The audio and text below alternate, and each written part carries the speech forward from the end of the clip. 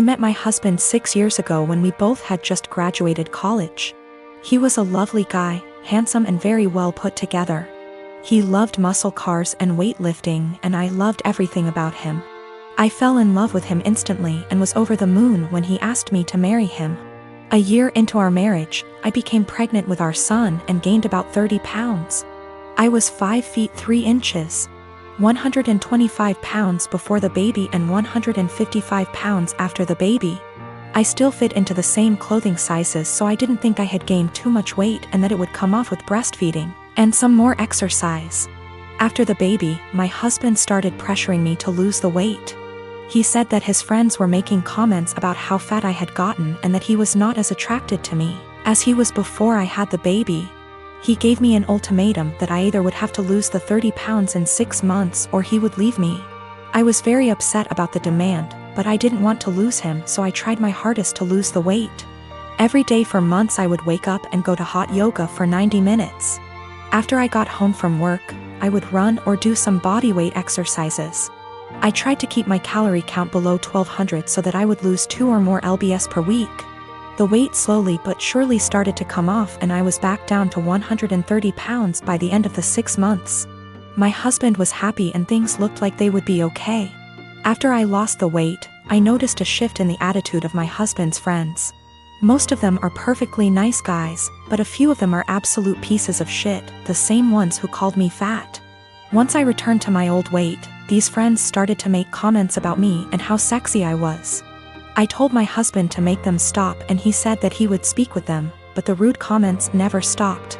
I channeled all of my frustrations into working out and I lost an additional 15 pounds of body fat and got more toned.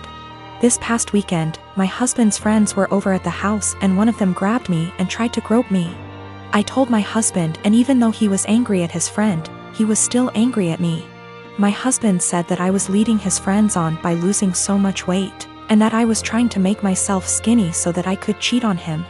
I was disgusted by this accusation and packed my bags and left for my mom's house. Last night, my husband called me and begged for me to come back home.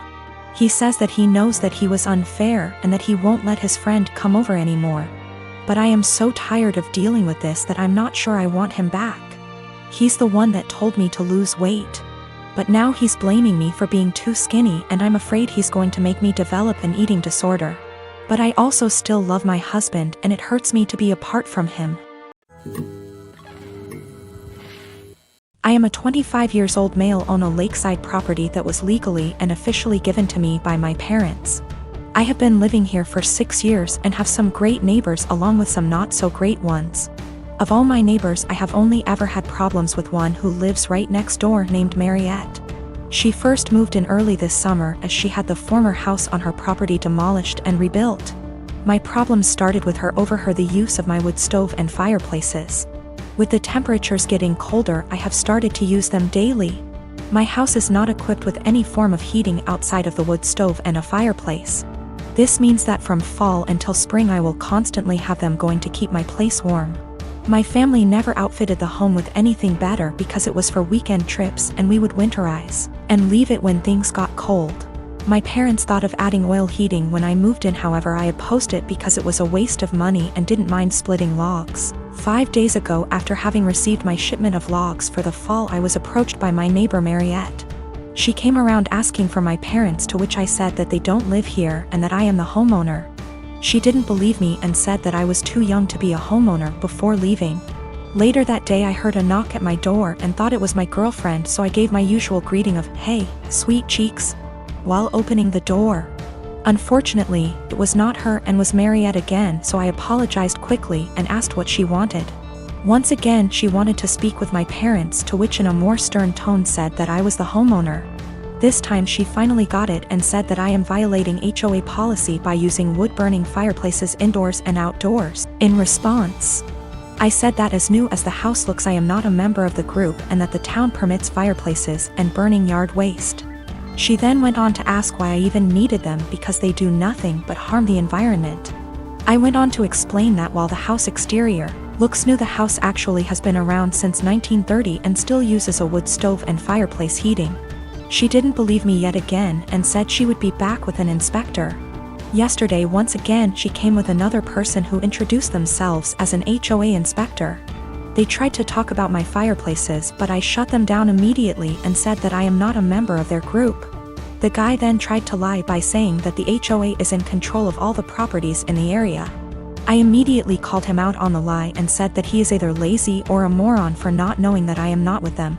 We went back and forth one more time before I told them I will not listen to them and to stuff it and leave. Let me start off by saying my son, Adam, is 22 years old. Back when my ex-wife, Tori, and I were trying for kids, we found out that I was infertile. We decided we'd adopt, then about 4 months later my ex-wife is pregnant. I was thrilled because I thought maybe the doctor made a mistake. No, I was wrong. My ex-wife cheated on me and I didn't find out until 20 years later. Tori told me 2 years ago that she cheated on me. And we did a paternity test to make sure, and well, he's not my biological son. My ex and I divorced a few weeks later. Ever since my son found out the truth, he wanted to meet his biological father. He did, and they started to become really close. It hurt me much more than I thought it would. He's an adult, he can make his own decisions, but it hurt really bad. They started to bond really well, and all of a sudden Adam became really distant from me. It's been like this for almost a year and a half. I tried to text him to make plans for dinner and he said he's busy with Chris, biological father. I tried numerous times to connect with him by calling and texting, but he never made plans aside from like a meal every other month. We used to do stuff every other week, but it's been completely different since he found out about Chris. I couldn't stand it. My son, who I raised since he was a baby, treated me like I didn't matter. Anytime we'd actually have plans, he would still be cold and distant. What I mean by that is became much more defensive of his personal life. I'd ask him how classes or friends were and he'd just say they were fine but never go deeper than that. He also changed his major from econ to computer science and didn't even mention it to me until a year later. I told him how much he was hurting me because of how distant he was and he apologized and said he'd do better. He never did. I told him numerous times and he never changed. He was still distant. What was the final straw for me was the phone conversation I had with him last week. He said he was going to change his last name to Chris because he liked it so much and because they were close. I couldn't believe what I was hearing. I told him this, I can't believe you are going to do this. That's really disappointing to me. If you decide to change your last name, go ahead, but if you do that, then I'm no longer your father and I don't want to be involved in your life. He hung up on me. I didn't even bother reaching out because I know he wouldn't respond. I stand by what I said. I meant every word and still do. The last name change to me means he no longer views me as a father and views Chris as his, despite the fact he's 22. My family told me I'm being unreasonable, meanwhile my best friends think it's reasonable. After I found out about Chris, I took a couple of days and didn't speak to my ex-wife or Adam. They didn't contact me. I didn't contact them. I needed a break. A lot of you are asking for a deeper meaning behind this, and I think I finally figured out why he's been so cold. A few months before my wife told us the truth, we were in a very long argument. His grandma, my mother, left a big inheritance for him that I am fully in charge of. Enough to pay for college and have enough wiggle room to not stress all the time about it. After a semester of university, he started dating this girl. He was head over heels in love with her. I never met the girl, so I have zero clue how she felt about the relationship. Suddenly, after a few months of dating, Adam asked me for about $3,000 to be deposited into his account from the inheritance. I already paid for the semester, so this was odd to me. I asked Adam why he needed the money. He said his girlfriend was having trouble paying for her tuition and asked my son to help. I told him no because it seemed to me that she was treating him like a piggy bank. He spent over $1,000 on her in just under a few months. He would constantly talk about how he loved going shopping with her so he could buy her things. To me, she was just after my son's inheritance, and I was right. What I said to him was basically this: Adam, you haven't been dating this girl for very long at all, and for me to give you that much money just to spend on her after a few months doesn't sit well with me. That's the money your grandmother left you for your college career, not hers. If you two were more serious, then I would think about it, but I'm not giving you that much money to just give your girlfriend. Turns out my guess was right and she was after his money. They broke up shortly after and have had an on-again off-again relationship ever since. He was upset with me, but he eventually got over it after a few months. Then we found out about my ex's affair. I don't know if that's the real reason he's so cold. That was a huge argument that went on for weeks until she left him. My brother-in-law, Sammy, lost his home shortly after his divorce 10 months ago. He moved in with us and brought his twin daughters, Olivia and Sloane 18, with him a couple of months ago. His sister, my wife, and I have one daughter, Zoe 16, and she and her cousins aren't close but get along fine. Olivia and Sloane have no respect for Zoe's privacy, none. They used to walk into her room and take everything they get their hands on.